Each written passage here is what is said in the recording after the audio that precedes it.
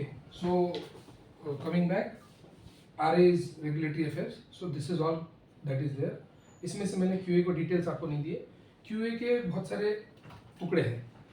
जैसे मैंने बोला QA का काम एक है पुलिसिंग का. Ideally policing is not the best word क्योंकि कई बार वो गलत समझ जाता है, बट स्टिल फॉर ईज मैं बता रहा हूँ कि पुलिसिंग का. तो जैसे QA वाले प्रोडक्शन के अंदर है तो वो टीम का नाम है IPQA. मैं इसको साफ कर रहा हूँ क्योंकि मैंने एक टुकड़ा ही बताया आपको. एक वेराइटी है IPQA, तो दूसरी वेराइटी है AQA. अब AQA क्या है? QC. QC के अंदर जो QA वाला काम करेंगे उसको एनालिटिकल QA बोलेंगे AQA. तो वो वहाँ पे भी चेक करेगा कि भैया QC के अंदर कुछ गड़बड़ तो नहीं हो रही, कहीं कोई इशू तो नहीं है, कहीं कोई एरर तो नहीं हुआ, वो वाली कहानी. फिर तीसरा ऐसे ही रहेगा EQA. EQA क्या होगा? Engineering QA. ये जो चीज़ें हैं, क्योंकि ये सभी चीज़ें फाइनली प्रोडक्ट को इफेक्ट कर दी. वाटर का थोड़ा सा ऊपर नीचे हो गया कि ऊपर नीचे होने काम है. सेम HVAC का थोड़ा सा ऊपर नीचे हो गया कि वो आपका क्रॉस कंटेमिनेट हो जाएंगे प्रोडक्ट्स. वैसे ही आपका इक्विपमेंट इंस्ट्रूमेंट फॉल्टी रहा तो आपकी टेस्टिंग्स में आपके कहीं प्रोडक्ट का पूरा बैच की बैंड बच जाएंगी. तो EQA. इसके सिवाय QA वाले बहुत सारा काम डॉक्यूमेंटेशन का करते हैं. कोई डॉक्यूमेंट बना रहा तो बना के उसका डिपॉजिट करता वो पूरा QA को, क्योंकि वो डॉक्यूमेंट अपने यहाँ ओरिजिनल जो है ओरिजिनल कॉपी बोलते हैं. क्योंकि समझ लो एक कॉपी बनाई, फिर उसका एडिट किया, दूसरी कॉपी, फिर तीसरी कॉपी, ओरिजिनल कौन सी, करंट कौन सी. तो हर चीज़ का पूरा बना के अप्रूवल लेने का काम QA से अप्रूवल होता है. सभी चीज़ों का अप्रूवल QA के पास. डिपॉजिट डॉक्यूमेंट्स नहीं होते हैं. इशुअंस डॉक्यूमेंट्स का, किसी को कुछ भरना है तो मतलब प्रोडक्शन की बैग लेनी है तो उसको डॉक्यूमेंट लगेगा कुछ लिखने के लिए, तो वो इससे ही QA से इशू होगा. और फिर पूरा भरने के बाद सब चेकिंग होने के बाद वापस QA में ही डिपॉजिट भी होगा. तो सब डॉक्यूमेंट रिलेटेड वर्किंग QA में होता है. They are the final checkers. QA और QC का मेजर डिफरेंस ये है, प्रोडक्शन प्रोडक्ट बनाता है, मेरा उसको मटेरियल देना और लेना है.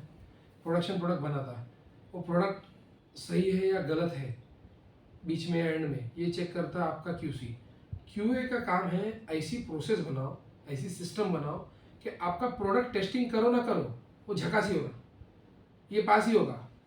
वो है क्वालिटी अश्योरेंस, यानी अश्योर कर दो क्वालिटी को अपने सिस्टम्स के द्वारा. ये उनकी कहानी है. इसलिए वो सिस्टम्स के लिए वो SOP आता, फिर भैया ये चेक लिस्ट के तूने किया क्या, भूलने का नहीं है, नहीं वो तो सब ये वाला पार्ट है. Systems part is QA. Okay, so उसके ज़्यादा भी और डिटेल्स है QA के, but major part is this. अब आता हूँ लास्ट तुम्हारे सेकंड पार्ट में, ट्रेडिंग. ट्रेडिंग के अंदर मेजरली आपके दो डिपार्टमेंट्स हैं. एक है PPIC. PPIC is production planning and inventory control. But ये प्रोडक्शन प्लानिंग अपना नहीं, बाहर वालों का. समझ लो अपन टैबलेट कैप्सूल सेमी सॉलिड बना रहे हैं, इंजेक्शन तो नहीं बना रहे, तो कहाँ से, तो बाहर से आएंगे. तो बाहर से अच्छे vendors, over a period of time due to experience we know who are the good vendors, वो लोग कैसे है क्या है सब, प्लस हमारे ऑडिट सब हुए हैं. तो हमने वेंडर्स ऑलरेडी फाइनलाइज कर लिए. तो वेंडर्स के साथ ऑर्डर प्लेस करना और वहाँ से वो मेडिसिन प्रोक्योर करना अपने लिए, अपने ब्रांड्स के लिए, वो PPIC करता है. क्लियर? तो PPIC का मेजर रोल यही है. परचेस के जैसा ही है, बट परचेस वाले हर मटेरियल में है. ये सिर्फ मेडिसिन में काम करते हैं. मेडिसिन या तो कुछ अलाइड प्रोडक्ट्स जैसे आपके सर्जिकल आइटम्स है, they are also part of pharma, तो उसमें भी अपन काम करते हैं. इसके सिवाय हमारे यहाँ पे और ट्रेडिंग के अंदर दूसरा मेजर डिपार्टमेंट आ जाता है LDD, logistics and distribution department. तो LD बोलना चाहिए, लॉजिस्टिक्स एंड डिस्ट्रीब्यूशन डिपार्टमेंट. तो डिपार्टमेंट है.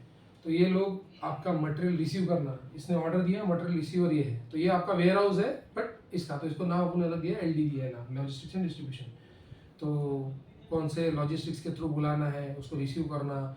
रिसीव करने के बाद अपने यहाँ आज फुल फ्लेजेड बाहर वाले का टेस्टिंग भले ही ना हो, बट उसका सैंपल पक्का रखते हैं. फिर ये सैंपल रैंडमली अपन बाहर टेस्टिंग के लिए भेजते हैं, क्योंकि अपने इंटरनल QC में अपन वो प्रोडक्ट बनाते ही नहीं, तो उसका टेस्टिंग का कुछ भी नहीं होगा. बाहर रहता तो बाहर देते हैं. तो बाहर दिया, बाहर से टेस्टिंग हो क्या आया और ये चलते रहता. But that is how we assure the quality. तो logistics and distribution material receive करता और मटेरियल देता। इसके सिवाय लॉजिस्टिक्स एंड डिस्ट्रीब्यूशन में अदर देन द गुड्स आपकी दो अलग अलग चीज़ें और होती। एक रहता पीएस, पीएस यानी फिजिशियन सैंपल।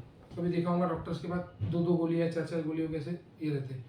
ये डॉक्टर्स को दिए जाते ताकि डॉक्टर्स प्रोडक्ट को ट्राई करें, टेस्ट करें, और अगर ओके है तो वो प्रोडक्ट का यूज़ करें। और कई बार डॉक्टर्स ये फ्री ऑफ कॉस्ट अपने पेशेंट्स को देके ताकि कईयों की मदद हो सके, उसके लिए भी यूज़ करते हैं।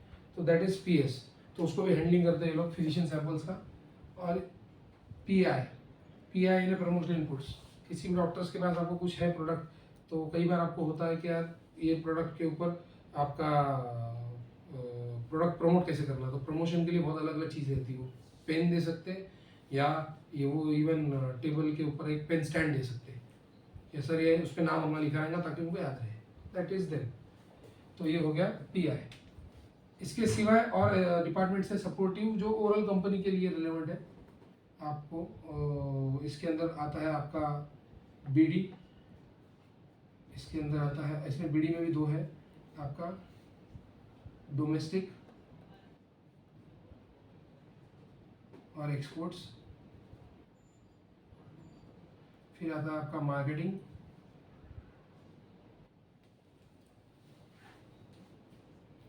फिर आता है आपका अकाउंट्स।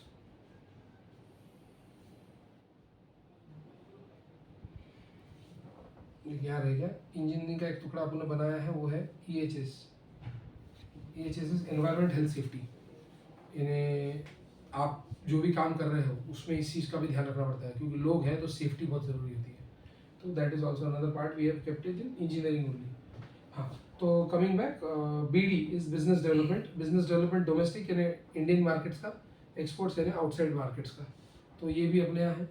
इसके सिवा अपने यहाँ मार्केटिंग है। मार्केटिंग की टीम मेजरली इसके अंदर आपका एक रहता है ग्राफिक आर्टिस्ट, और रहता है आपकी PMT। PMT यानी मार्केटिंग टीम। तो आप just this is for your knowledge. And accounts, accounts की टीम जो ये सभी के अकाउंट्स मेंटेन करती है और करती है। ठीक है, जितने भी बाकी के लोग हैं, बीट द ड्राइवर्स, द बाकी के लोग, तो वो HRA के अंडर ही मेजरली आते हैं, द क्लीनर्स, एवरीवन। तो HRA उनको हैंडल कर लेता ताकि डेली एक्टिविटीज़ रूटीनली अच्छे से रन हो।